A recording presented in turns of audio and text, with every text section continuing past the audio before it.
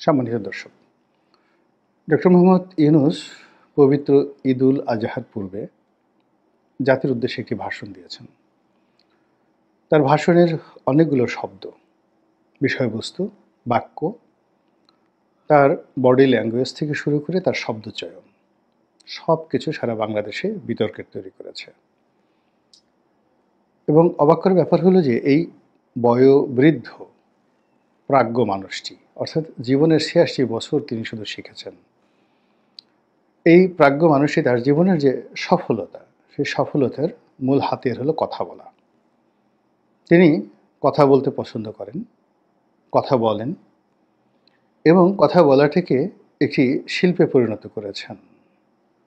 এবং তার জীবনের যত অর্জন, প্রায় সব অর্জনে কিন্তু এই কথা বলার মাধ্যমে। কিন্তু রাজনীতিতে আসার পর তিনি যে কথা বলছেন, সেই কথা প্রায় সব ক্ষেত্রে তার জন্য বুমেরাং হয়ে যাচ্ছে।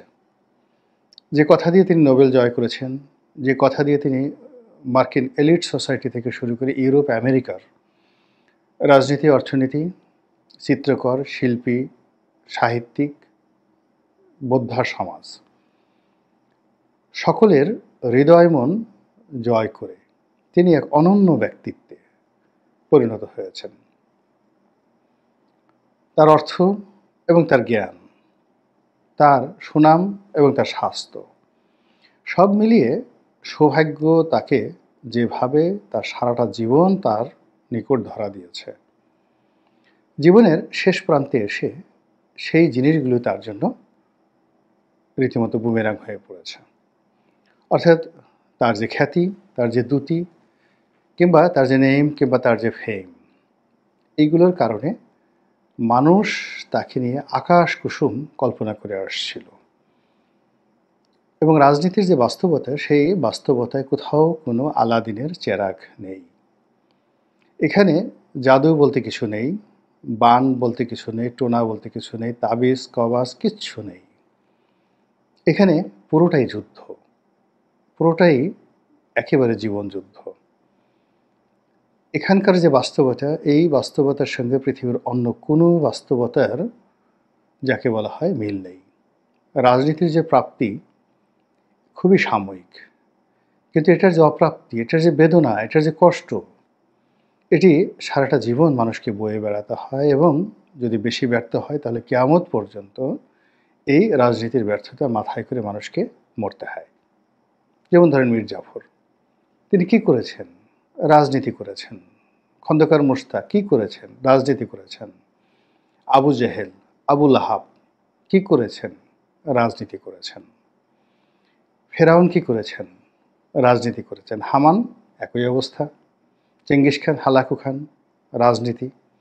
তারা যদি রাজনীতি না করতেন তাহলে তাদের যে অর্থ ছিল, বিত্ত ছিল, যা কিছু ছিল, এবং উত্তরাধিকার সূত্রে তারা যা পেয়েছিলেন সেটি দিয়ে যদি ডক্টর মোহাম্মদ ইউনূসের মতো তাদের জমানাতে তারা ঘুরতে চাইতেন, বিভিন্ন জায়গা থেকে বক্তব্য দিতেন, তাহলে তারাও বিশ্বে টলস্টয়, কনফুসিয়াস, সক্রেটিস কিংবা ধরেন পিথাগোরাস, তাদের মতোই বিখ্যাত হয়ে তারা মরতে পারতেন, ইভেন বেটার দ্যান দ্যাট। কিন্তু যেই মুহূর্তে রাজনীতিতে চলে এসেছেন, অমনি তাদের যে জ্ঞান, গরিমা, দার্শনিকতা, প্রায় সব কিছুই তাদের জন্য বুমেরাং হয়ে পড়েছে। তো সেই দিক থেকে ডক্টর মোহাম্মদ ইউনূসের যে উত্থান, সারা জীবনের যে প্রাপ্তি, সেই প্রাপ্তি এই সময়টিতে এসে তার সেই বক্তব্যের কারণে, তার কথার কারণে, বডি ল্যাঙ্গুয়েজের কারণে, তার মাইন্ড সেট আপ কারণে, তার চিন্তা এবং চেতনার কারণে সব কিছু তার বিরুদ্ধে চলে গেছে। তিনি এখন যা বলেন প্রায় সব কিছু ট্রল হয়। এবং তার মতো একজন বয়স্ক মানুষ, প্রবীণ মানুষ, যেভাবে আমাদের সামাজিক মাধ্যমে ট্রলের শিকার হচ্ছে, যেভাবে তাকে নিয়ে কার্টুন তৈরি করা হচ্ছে এবং তাকে উদ্দেশ্য করে যে সকল কথাবার্তা বলা হচ্ছে, এটির রেশ থেকে যাবে আরও বহু বহু বছর। এর কারণ হলো যে বাঙালি বা পৃথিবীর যে কোনো জাতি সম্প্রদায় একবার যদি কেউ অবজ্ঞা করতে শিখে, তাহলে সে আজ যে অবজ্ঞা করতে শিখলো, আজ যে গালি দিতে শিখলো, আজ যে গালি শুনতে সে অভ্যস্ত হয়ে গেল। অন্তত দুটো জেনারেশন এই অভ্যাস দ্বারা পরিচালিত হবে। আমাদের এই সমাজে যারা গালাগাল দিচ্ছেন সেফায়েতুল্লাহ সেফু, এখন আমি শুনছি, আমার স্ত্রী শুনছে, বিনোদনের জন্য শুনছি। কিন্তু নিজের অজান্তে আমাদের যে জেনারেশনটা বা আমাদের মুখ দিয়ে কখন এই কথা বের হয়ে যাবে, তার প্রেক্ষিতে আমাদের যে জেনারেশন, সেটা আমাদের সন্তান হোক, নাতি-পুতি হোক, তারাও ঠিক এই বাজে শব্দগুলো শিখে যাবে। ফলে এই জেনারেশনটা কিন্তু এভাবে চলবে। একই রূপে আমরা ধরুন বড় মানুষকে সম্মান করি এবং বড় মানুষ সম্পর্কে বাজে কথা বলি না। এভাবেই ৬০-এর দশক, ৭০-এর দশক, ৮০-এর দশক, এমনকি ৯০-এর দশকে আমরা জেনে এসেছি, বুঝে এসেছি সম্মানিত লোককে সম্মান করতে হবে। কিন্তু এই ২০২৫ সনে এসেছে, আমাদের অবস্থা হলো যে আমরা সবাইকে বাজে ভাষায় গাল দিচ্ছি, সবাইকে অসম্মান করছি এবং মানুষের মধ্যে যারা কর্ম দিয়ে একেবারে শীর্ষ পর্যায়ে পৌঁছে গেছেন, তাদেরকে নিচে নামিয়ে একেবারে তেলাপোকার মতো তাদেরকে বানিয়ে দিচ্ছি। এবং এই যে প্রবৃত্তি আমাদের জন্ম নিচ্ছে, এটাও আগামী দুটো জেনারেশনকে ভোগাবে। ফলে এই অশান্ত সময় যারা কোর্ট কাছারিতে লাথি খাচ্ছেন, গুঁতো খাচ্ছেন, ডিম ছোঁড়ার শিকার হচ্ছেন, অপমানিত, লাঞ্ছিত হচ্ছেন, মূলত এখন আমরা যারা আছি অক্ষত, তাদের জন্য তারা এই রাস্তাটা তৈরি করে দিলেন। কিংবা যারা এই কাজ করেছেন, তাদেরকেও আগামীতে এই ধরনের একটা পরিণতি ভোগ করতে হবে। তো কাজে এই অস্থির সময় যা কিছু ঘটছে, প্রায় সব কিছুই এই বর্তমান সময় যারা নেতৃত্ব দিচ্ছেন, তাদেরকে আগামী দিনে এর পরিণতি ভোগ করতে হবে। তা না হলে আমরা যেভাবে এখন ডক্টর মোহাম্মদ ইউনূসকে নিয়ে কথাবার্তা বলছি, এতেও আমরা আগস্ট মাসের ৫ তারিখের আগে কল্পনাই করতে পারতাম না। শেখ হাসিনা, বেগম জিয়া, তারেক রহমান থেকে শুরু করে রাজনীতির যারা শীর্ষ নেতৃবৃন্দ রয়েছেন, এমনকি জামাতের আমির, তাকে নিয়ে আমরা কখনো অসম্মানজনক, অশালীন, অশ্রাব্য কোনো কথা বলিনি। কিন্তু এখন কি হচ্ছে? এখন পাইকারি হারে আমরা সবাইকে যে ভাষায় গালাগাল দিচ্ছি, ডক্টর মোহাম্মদ ইউনূসও তার মধ্যে পড়ে গেছেন। আমরা অল্প কিছুজন হয়তো শালীনতা বজায় রেখে তাকে মানে তার মর্যাদার দিকে লক্ষ্য রেখে আমরা কিছু কথাবার্তা বলছি, কিন্তু এটা দীর্ঘস্থায়ী হবে না। তো যেটা বলছিলাম যে তিনি সেই যে তার যে বক্তব্যের কারণে তিনি সারা পৃথিবীতে বিখ্যাত হয়েছেন, আবার সেই বক্তব্যের কারণেই তিনি এখন নিন্দিত হচ্ছেন। তিনি যেই কয়বারই মিডিয়ার সামনে কথা বলেছেন, দেশে কিংবা বিদেশে, দেশি পত্রিকা অথবা বিদেশি পত্রিকা, দেশি সম্পাদক অথবা বিদেশি সাংবাদিক, যাদের সঙ্গে কথা বলেছেন, সব কথাগুলোই বিতর্ক তৈরি করেছে, তার প্রতি অনাস্থা সৃষ্টি হয়েছে এবং তার যে গুরু গাম্ভীর্য, ভাব গাম্ভীর্য ছিল, সেই ভাব গাম্ভীর্য দূর করে তাকে একজন বেহিসাবি মানুষ, অসংযত মানুষ, তারপরে তিনি চিন্তা ভাবনা করে কোনো কাজ করেন না বলেই আমাদের কাছে সেটা মনে হয়েছে। সেই ধরেন আপনি নুরুল কবির সাহেবের সঙ্গে তার যে সাক্ষাৎকার, মতিউর রহমান সাহেবের সঙ্গে তার সাক্ষাৎকার, প্রথম আলোর, মাহফুজ আনামের সাথে তার সাক্ষাৎকার, বিবিসি, CNN, অন্যান্য যে সকল, ইভেন সম্প্রতি তিনি যে জাপান সফর করে এলেন এবং সেখানে গিয়ে সাংবাদিকদের সঙ্গে যে সাক্ষাৎকার দিয়ে এসেছেন, প্রায় সব কিছুই তার জন্য বুমেরাং হয়ে গেছে। তিনি যে কয়বার জাতির সামনে ভাষণ দিয়েছেন, এমন কোনো ভাষণ নেই যেটা বিতর্ক তৈরি করেনি। তিনি চট্টগ্রামে গেছেন, চট্টগ্রাম বন্দর নিয়ে কথা বলেছেন।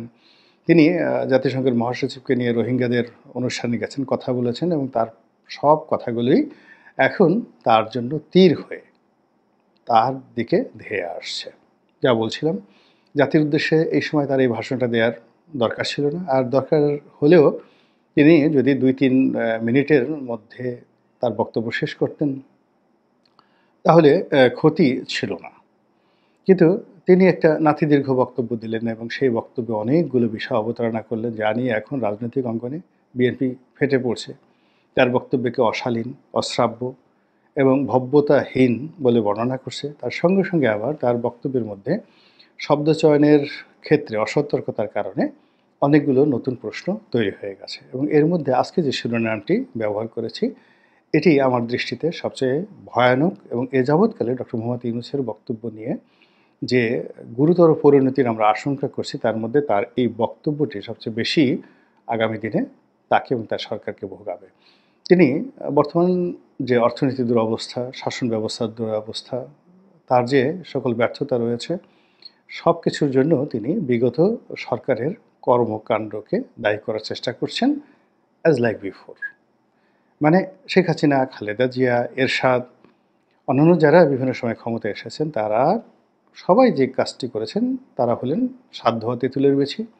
তাদের সফলতার শেষ নেই, আর যত ব্যর্থতা সেটা হলো সাবেক সরকারের কারণে অথবা বিরোধী দলের কারণে অথবা রাজপথে যারা আন্দোলন করছে, ছাত্র হোক জনতা হোক, তাদের কারণে।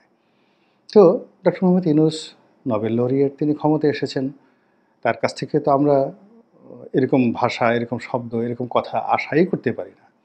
আমরা তার কাছ থেকে আশা করব জন এফ কেনেডির মতো বক্তব্য, তার কাছ থেকে আশা করব রোনাল্ড রিগানের মতো বক্তব্য, তিনি হেসে হেসে কথা বলবেন।